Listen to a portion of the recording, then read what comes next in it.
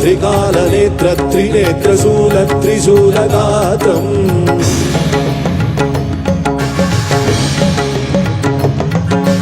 सत्यप्रभाव दिव्यप्रकाशमन्त्रस्वरूपमात्रम्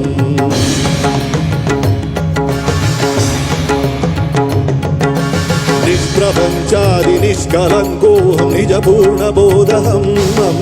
सत्यगात्माहं नित्यब्रह्मोऽहं स्वप्रकाशोऽहं